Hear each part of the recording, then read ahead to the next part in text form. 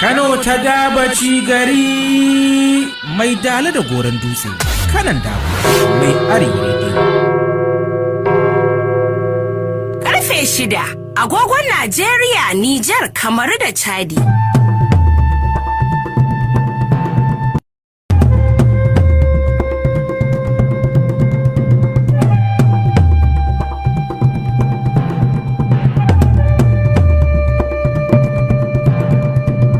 Labaran barka da asuba.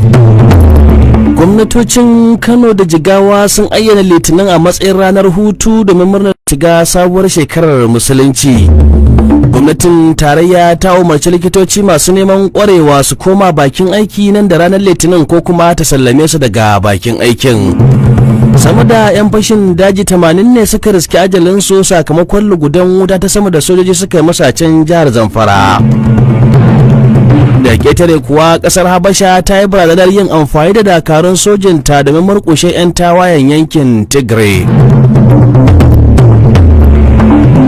Kusaro assalamu alaikum, barkanmu da safiya da fatan an waye gare cikin koshin lafiya wannan rana ta Asabar 28 ga watan Zulhijja shekara 1442 bayan hijira tafiyan halitta Nabi Muhammad sallallahu alaihi wasallam daga garin Makka zuwa birnin Madinatul Munawwara.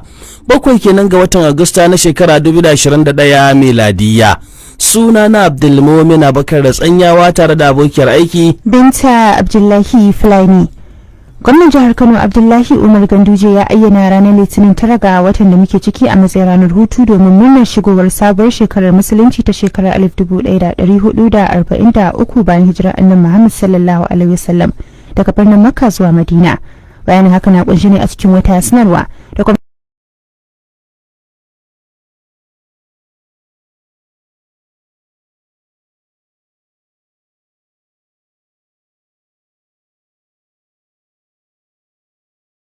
domin ganin matsalolin rashin tsaro sun zo karshe a kasar nan.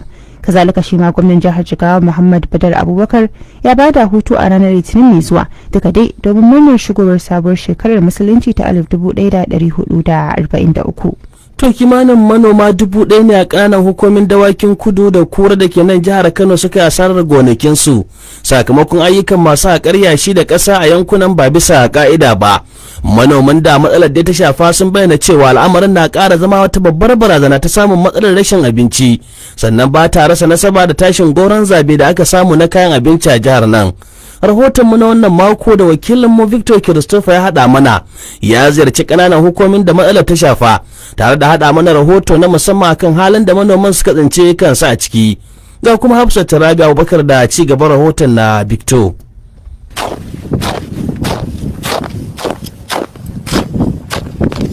Alkasim Sani manomi ne da ke da kwarewar sama da shekaru 50, yana noma akalla buhunhunan masara guda 50 kowace shekara. Sai dai a halin da ake ciki yanzu da ƙyar yake iya samun buhu guda sakamakon rasa kusan adadin gonakinsa guda 6 dalilin haƙar ƙasa. Da rani zan yi albasa, rake, yalo, in kuma da mata faɗi zan yi masara. Ina da guri akalla kasar ya kai eka 6. Ƙannena mun kai mu 20 da wani abun, amma wallahi Allah zuwa babu gurin zamu dasa gindin amfani kwaɗai na bamu da shi. Kuma zan noma abincin da yake hema shekara muna ci, wallahi sai wanda ya ta da wani. Masara a gurin nan za su samu kamar sama da buhu 50. Yanzu ba gurin ma gaba daya. Amma mu ba izini ba, sun ce ba su izini daga sama. Haka kuma wani manomi daban, Muhammad Umar da ke ƙauyen Tassa ƙaramar hukumar Dawakin Kudu, wanda ke noman rake, albasa da barkono da masara da shinkafa, yana samun akalla naira 500 kowace shekara. Sai dai yanzu haka da wuya ya samu naira 150 a shekarar da ta gabata sakamakon zaizayar kasar da ta mamaye sama da kaso 80 cikin 100 na gonar tasa. gonaki na wa'anda nake aikatawa akwai da dama wanda yake a yanzu babu rabin su duk an kwashe su. A sakamakon haka muka samu karanci na ruwan da muke ɗiba muke jika wannan amfani kamar da rani kenan. Gunda muke samun misali kamar abin da ya shafi rake ko shinkafa ko kuma albasa, gunda za ka kamar ta 500,000 to wallahi a yanzu baka samun kai ta 150 ma. Wannan shine babbar illar da take damun mu. Wallahi in dai har gwamnati bata kawo mana dauki ba dangane da wannan, wallahi muna ji muna gani dole mu bar garin mu. Yayin da manoma ke ci gaba da irga asarar da suka yi, masu ruwa da tsaki na yankunan na ci gaba da nuna alhininsu akan tilin kalubalen muhalli da suka haɗar da ambaliyar ruwa da kuma haƙar ƙasa da dai sauransu. Wannan al'amari ya sa manoman da abin ya shafa suka gudanar da wata zanga-zangar lumana a ƙauyen.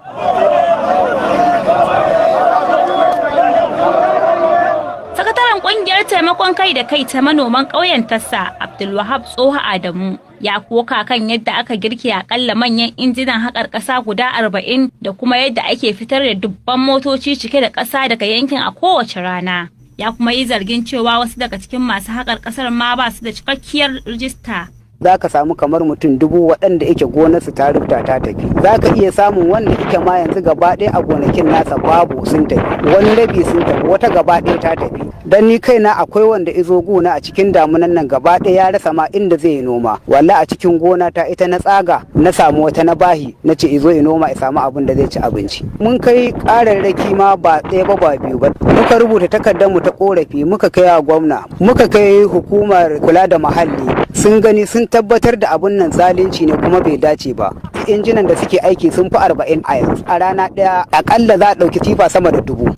Yayin da aka tuntuɓe su, shugabancin masu haƙar ƙasar sun ƙi yarda su ce uffan. Sai dai lauyansu Ibrahim Baba ya yi da'awar cewa kamfanonin na da izinin ɗibar ƙasa daga kogin. Masana za su ce maka kusan hakan yashi daga cikin dam haka shi ke sakawa dam din ya samu zurfin da har idan an yi ruwan yake samu ya tsaya iya harabarsa. Su wayanda muke wakilta sun cika duk ka'idojin doka kafin su suka na aiki a wajen nan, kuma akalla ba kasar ba sun dare suna wannan haka a wajen nan. Akwai hukuma da ke kula da wannan ruwa na Tambura da Talawa, bata yadda ma ka zo kai gida ko kasuwanci ko wani abu a kusa da wannan ruwan ba, saboda ta san komai zai iya faruwa. To muna gaban kotu yanzu kuma duk mun sadar da su takaddunmu na kotu, kuma a cikin takaddun duk akwai hujjoji da duk wani lasisi da permit da doka ta tanada wanda kafin wayanda muke wakilta su iya haƙar ƙasa a wajen suke da ita, kuma sun samu, kuma failal alhamdu yana gaban kotu.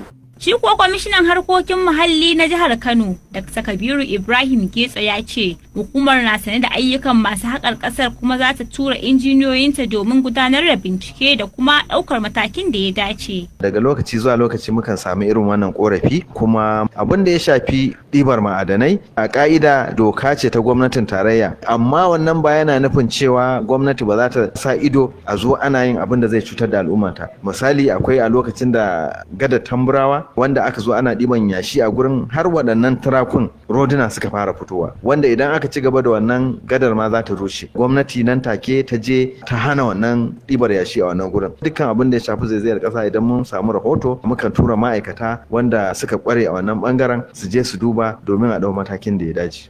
Hada matsalar taɓarɓarewar tsaro da manoman ƙasar nan ke fama da tilin wasu matsaloli da ke da jibi da muhalli ka iya ta'azzara matsalar rashin isasshen abinci a ƙasar. A don haka ake buƙatar mahukunta da su ɗau matakin gaggawa. A gaida Hafsa da fassarar rahoton da wakilinmu Victor Christopher ya haɗa mana. A ɓangaren lafiya kuma ministan ƙwadago na ƙasa Dr. Chris Ngige ya yi barazanar mai gurbin likitoci masu neman ƙwarewa da ke tsaka da yajin aiki a halin yanzu da wasu likitoci na daban muddin suka ƙi komawa bakin aiki nan da ranar Litinin mai zuwa. Ministan ya bayyana hakan ne yayin zantawarsa da gidan talabijin a Maraicin jiya.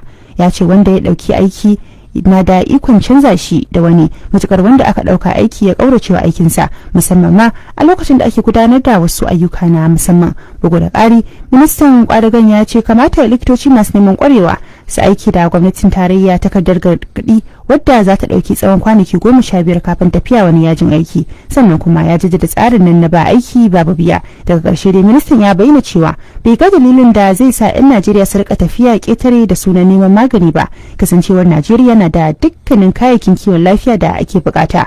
Kalaman nasu dai na zuwa daidai lokacin da shugaban ƙasa Muhammadu Buhari ke ganin likitansa a birnin London da ke ƙasar Birtaniya. Ta fannin tsaro kuwa dakarun sojin kasar nan sun samu nasarar lalata maboyar 'yan fashin daji da dama a jihar Zamfara. Biyo bayan wasu gwamman lugudan wuta ta sama da dakarun sojin saman kasar nan suka yi masu. Kakakin da sojin sama ta ƙasa Edward Gabuwat ne ya bayyana haka a cikin wata sanarwa da aka fita ranar Juma'a. Ya ce an ɗauki tsawon kwanaki 3 cir ana lugudan wutar a wuraren da 'yan fashin daji ke ɓuya. A dajin da ke kudancin garin Ɗan Sadau da kuma na arewacin Kuyambana, inda sojoji suka halaka masu aikata laifuka sama da guda 80. Bugu da ƙari, mai magana da wanda sojin sama ta ƙasa ya bayyana cewa yayin barin wutar da aka yi masu sun samu nasarar cafke wani rikakken ɗan fashin daji mai suna Aminu Samina Kaduna, wanda ya sauya kamanninsa a matsayin mai sayar da gawayi. A nan kuma makarantu sama da guda 5,000 ne ke ci gaba da kasancewa a gargame a jihar Kaduna biyu bayan sumaman da dakarun sojin ƙasar nan ke kaiwa sassa daban-daban na jihar domin kawar da 'yan fashin daji daga cikinta. Wannan matakin da ya biyo bayan sanarwar da gwamnatin jihar ta bayar na rufe makarantun gwamnati da kuma masu zaman kansu domin samun nasarar gudanar da sumaman. Da farko an tsara cewa makarantun za su koma bakin aiki a ranar Litinin mai zuwa, to sai dai kuma a halin yanzu gwamnatin jihar ta sauya matsayinta inda ta ce tana dakon rahoton da jami'an tsaro za su bata game da halin da ake ciki. Bugu da ƙari, sanarwar da gwamnatin jihar ta fitar ta umarci daukacin makarantu da su yi aiki da umarnin hukumomin tsaron suka bayar, sannan kuma su da ci mataki na gaba da za a dauka. To a bangaren siyasa kuwa wasu daga cikin fitattun 'yan rajin kare demokuraɗiyya da haƙƙin ɗan adam sun yi Allah wadai da kalaman tsohon shugaban ƙasar na mulkin soja janar Ibrahim Badamasi Babangida mai ritaya, wanda ya ce ya soke zaben shugaban ƙasar na 12 ga watan Yunin 1993 ne, kasancewar Najeriya za ta samu kanta cikin juyin mulki don ba ɗauki wannan mataki ba. Janar Babangida mai ritaya, wanda ya bayyana haka wata hirarsa da gidan talabijin a jiya, ya ce za a samu barkewar rikici wajen sauya gwamnati da a ce ba soke zaben a lokacin ba. To sai dai kuma kungiyar Rabawa ta Afenifere da kungiyar Nadeko sun zargi tsohon shugaban kasar da fama raunin da ya riga ya wuce, kuma ake ci gaba da jimaminsa a halin yanzu. Ana sauraron labaran barka da asuba kai tsaye da kanan mita 93.1 Arewa rediyo tashar Hausa. Sallami sauraro na damar bayyana ra'ayinsa kan labaran da ake ji ta shafukanmu na Facebook akan Arewa rediyo 93.1 da kuma WhatsApp akan 00807126715. Kazalika mai sauraro na da damar sauki manhajar Arewa rediyo da ka shafin Play Store da kewayen hannu. Yanzu kuma za mu tsallaka kasashe na ƙetare. Kasar Habasha ta yi barazanar tura dakarun sojin ta zuwa arewacin Tigray domin murƙushe 'yan tawayen yankin biyo bayan ci gaba da hare-haren da mayakan suke yi. Gargaɗin na zuwa ne 'yan awanni bayan da 'yan tawayen suka karɓe ikon garuruwan Lalibela, wanda ya kasance wani wurin alkinta kayan tarihi da ke kusa da yankin Amhara a ranar Alhamis da ta gabata. Rikicin da ya ƙara kasanta ne tun a watan Yunin bana, lokacin da dakarun sojin ƙasar suka janye daga yankin tare da ayyana tsaigaita wuta bayan da 'yan tawaye suka shirinta kafa gwamnati a yankin na Tigray. Yanzu kuma sai bayanin harkokin kasuwanci.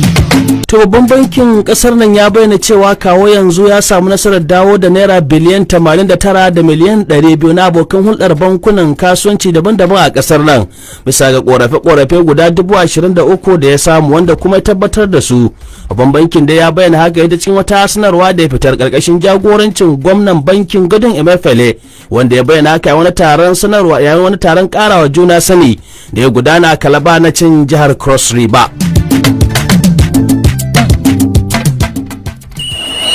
Za ku saurari labarin wasanni. 'Yan wasa da sauran jami'ai na kungiyar kwallon kafa ta Kano Pilas sun tafi hutun makonni biyu bayan da suka kammala gasar cin kofin ƙwararru na ƙasa na shekarar 2020 zuwa 2021. da yake yi wa 'yan wasan kungiyar jawabi, shugaban kungiyar Sirajo Yahaya Jambal, wanda ya ayyana tafiya hutun ajiya, ya ce kungiyar ta Kano Pilas ta fara gasar da tsammanin zama zakara, amma kuma hakan ta bai cimma ruwa daga karshe ba. Sirajo Jambal ya bayyana cewa hukumar kungiyar za ta yi nazari akan rahoton da aka gabatar mata, sannan sai dan wasan da aka kira zai koma bakin aiki bayan karowa don hutun da aka dauka na tsawon makonni biyu.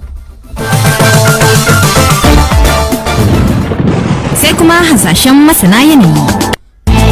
To da daddar Allah ranar yau karamar hukumar ta kai da ke kudancin jihar Kano da Vamacin jihar Filato da birnin Gwara, Kaduna da Ningi a can Bauchin Yakubu za su kasance ne cikin gajimare kamanin Celsius na 24 zuwa 30.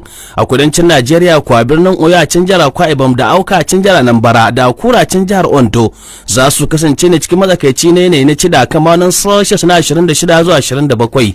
Idan muka bar gida Najeriya kuwa birnin Luanda a can kasar Angola zai kasance ne cikin gajimare kamanin Celsius na 25, yayin da Bamako a can kasar Mali zai kasance ne cikin cida kamanin Celsius na 27.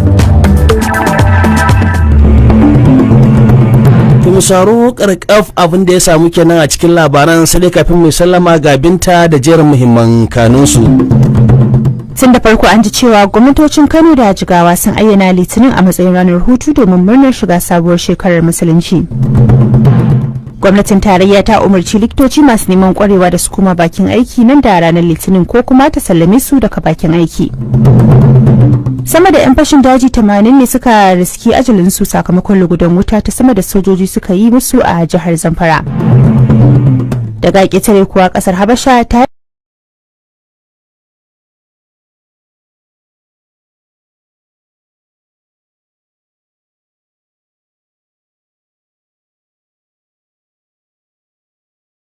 na wannan rana ta asabar daga ita sai Lahadi.